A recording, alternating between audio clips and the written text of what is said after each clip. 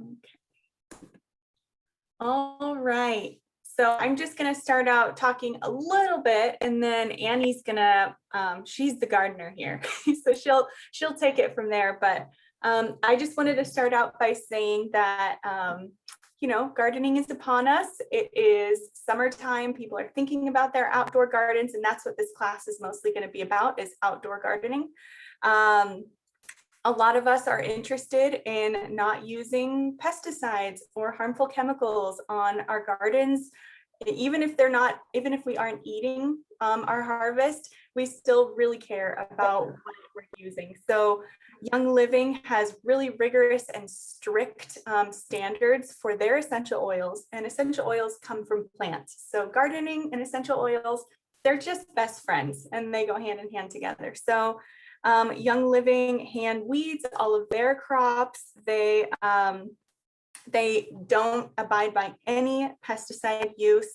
Their plots of land need to be pesticide free for like 50 years before they even start growing on them. So if we're going to take so much care in our own gardens, we should really be careful about what we use and just do our due diligence when introducing something to our garden. So now Annie's going to take over from here, and I can't wait to hear what you have.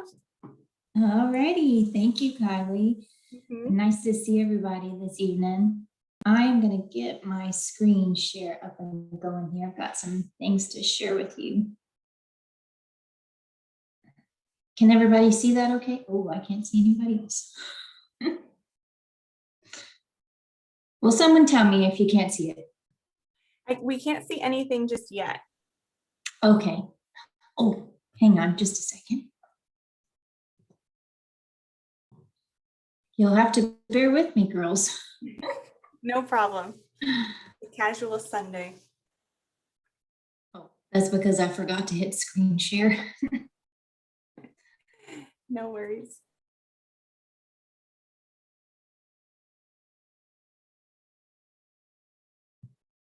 Okay, we can see something.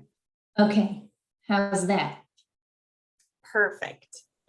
Okay, back to the beginning. Little preview for you ladies.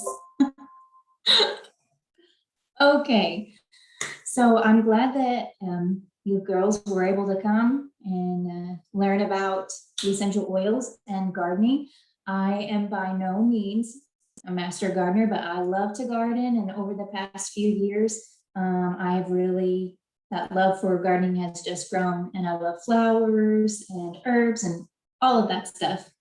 But since I started using oils in my home, and I really started looking for ways that I could not use pesticides or anything like that in my garden, which I never did before, but I wouldn't use anything in the garden. So then pests and things like that would just get out of hand, and my production of my garden just wouldn't do very good. So when I learned that I could use essential oils in my garden, man, I was so excited. And let me tell you, they work, and they work well. So that's some of the things that we're going to talk about. Okay, so so I'm going to kind of go through these slides with you. So as it mentions here on this first one, whether you're experienced or just starting out, really we can get so much joy from our gardening experience, whether it's a big plot, small plot, whatever. I don't have a very big garden, but I still get a lot of joy from it. And it's just a nice stress relief for me to go out to my garden. And so that might be the case with some of you as well. So why organic gardening? Well, as Kylie touched a little bit on, like pesticides, herbicides, they don't just kill weeds, they kill everything. And then pesticides, same thing, don't just kill garden pests. But did you know, and then same thing, what's in your fertilizer? Have you ever thought about different fertilizers that you put in your garden to enhance your production? Those things are something that we have to think about and really look into the ingredients in those things. Okay, so then Kylie touched on this too. What are essential oils? It's the life force of the plant. So of course, anything that comes from nature is going to be so much better for our gardens than, something that's man-made. Okay, so here's some different tips that we can think about when using oils in the garden. And some of these, I made the mistake my first time when I was using in the garden. I have a spray that I love to use with peppermint, and I didn't think about it and used it later in the afternoon. Thankfully, it was cloudy and overcast, so my plants were fine. But so definitely things to keep in mind when you're using oils in the garden. It's best to either use it very early in the morning if you have a spray with oils in it, or later in the evening. I prefer to do it in the evening, but either one of those would be great. And so it also mentions, avoid spraying before it rains or if the plant is wet. And then it also mentions just some different things that maybe you would completely want to avoid spraying certain plants. And if anyone wants to screenshot or take picture of this, please feel free to do that as well, so that you can look back at it later.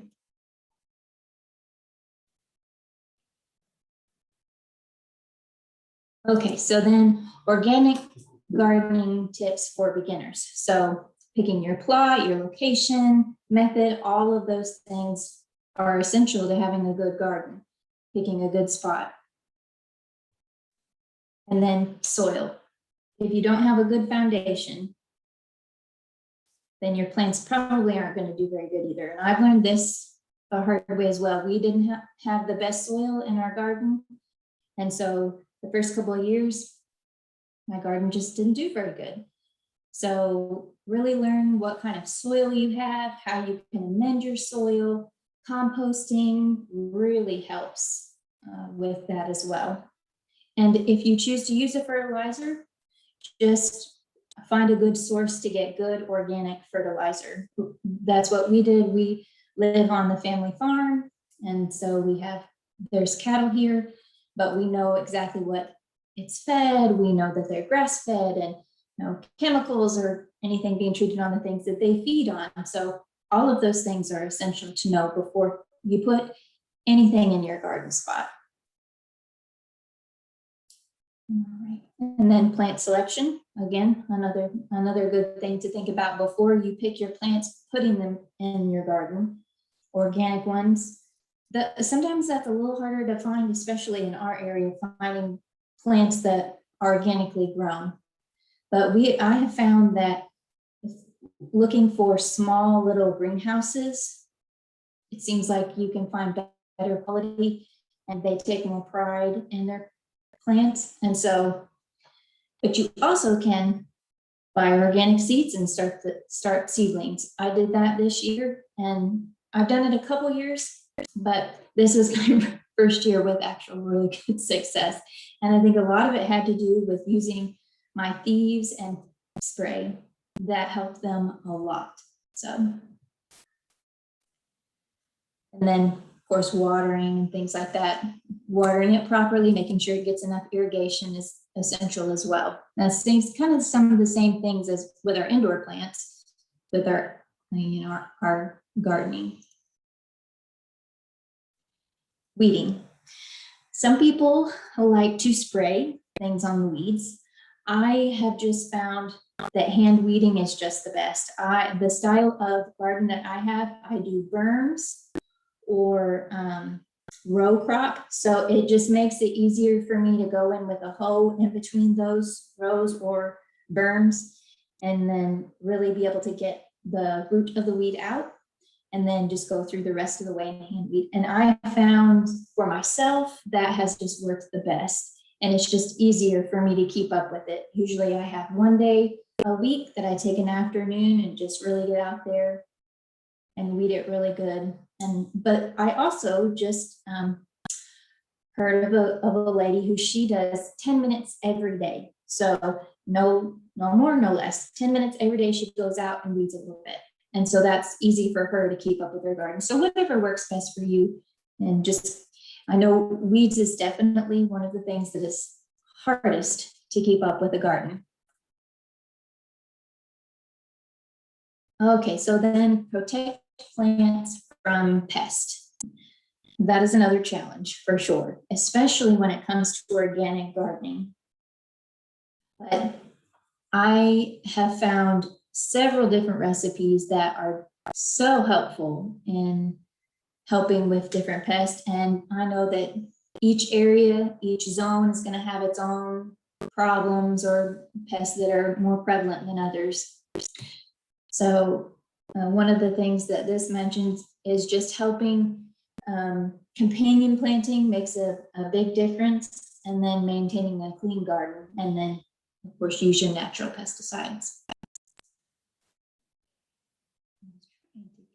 Oh, okay, so now we're going to start getting into some of the recipes that you can use in your garden.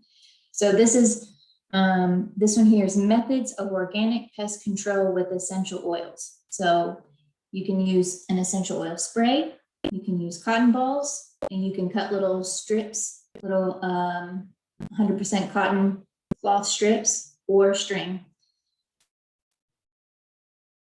So these are just a few of the common pests. So some people have problems with ants. In my area with more of my leafy greens, I've really been having a time with caterpillars just jumping away on those leafy greens. So that is where my peppermint spray has been such a helpful little thing to have. And I've been using that in the evenings, and that has helped a lot. And we'll talk a little bit more about that later. So slugs, snails, squash bugs, that is something that we have here in Missouri really bad. When squash starts producing, those little things are everywhere. So now here is a little reference chart that you can screenshot, take a picture of.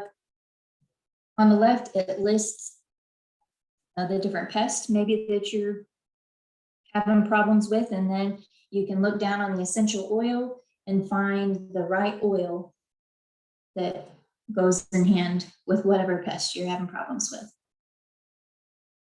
And you'll notice here on this list that it has peppermint a lot. That is kind of like my all-purpose spray for the garden. So I will use a 16-ounce glass bottle and then add a capful of thieves cleaner.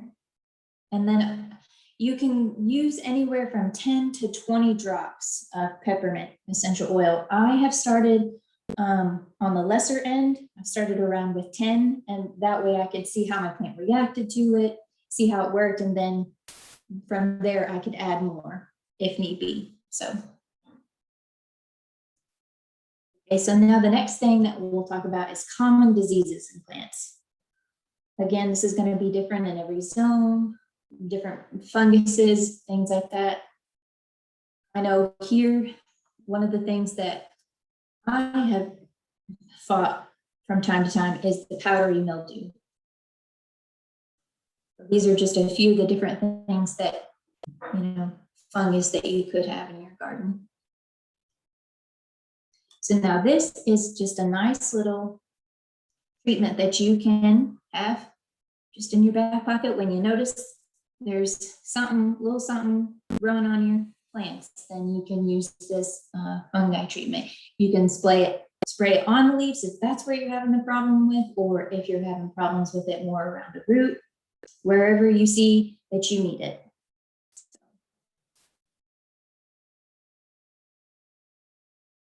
This is just and this is another just different kind of disease, bacteria that some people have problems with sometimes.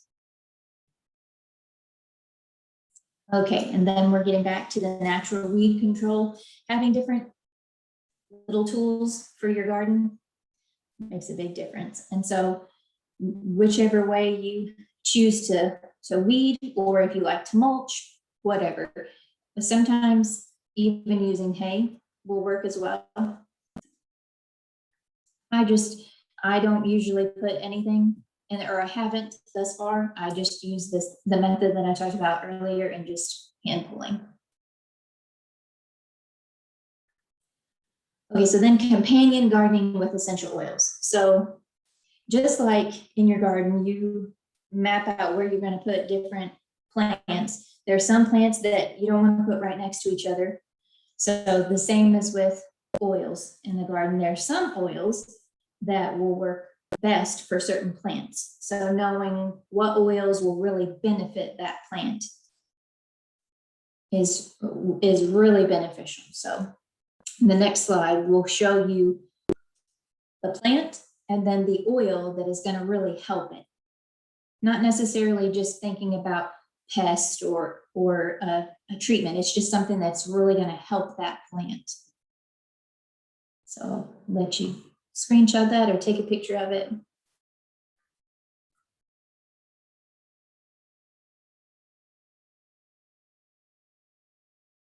Okay.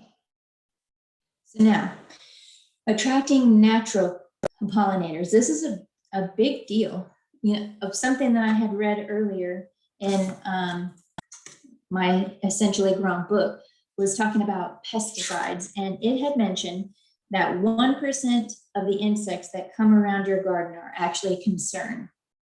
But when you spray pesticides in the garden, it gets rid of everything. So then even things that are, you know, beneficial for it. So only 1% is a problem to your garden. So this way, using the oils in your garden, you don't have to worry about that. Okay, so then garden as therapy. I definitely use my gardening as a therapy. I love to go out in my garden, weed. It's just great. It is great exercise as well. Let me tell you, you'll burn some calories out there going, getting them weeds up. So just today, got blisters all over my hands from weeding. It's hard work, but it's refreshing. And it's just nice to get out and play in the dirt. I enjoy it. I just put my bib overalls on and out I go. So it's definitely nice for sure. Whether you like to garden with flowers or vegetables, I have a mix, and I did not have time to get my picture uploaded so I could show you what all I had in my garden, but I love flowers. And so not only do I have vegetables, I have like a main garden with my vegetable plants. And then I have 4 other beds that I grow flowers in, because last year I added flowers to my garden and I loved that. And it seemed like it helped my garden a lot too, because that flowers also attract butterflies and all those natural pollinators that, you know, we mentioned earlier. Plus, then you can cut them, you can have them inside throughout the summer. And one of the things that I really loved last year with COVID, we weren't able to get out and do much. We couldn't see our friends, was being able to make bouquets for different friends and then be able to, you know, safely deliver them on their doorstep. And that to me was just so enjoyable, because that would, when those friends would see those bouquets, it just made their day. And so for me, it made me feel so good that I could, you know, do something good for somebody else. So not only does it benefit you, but it benefits others. So then, preventing gardening mishaps. This is something that I constantly have to be on guard with myself. So I have to remember sunscreen. I think, oh, I'm just going out to the garden for just a little bit. I don't need any sunscreen. Bad idea. Always apply go get your Young Living sunscreen and put it on, even if you think you're just going to be out there for a little bit, because otherwise you'll come back burnt, and that's just not fun. So these are just some other things that you can remember. Stay hydrated, keep your garden tidy, wash hands thoroughly after gardening. Just simple things just to prevent different problems.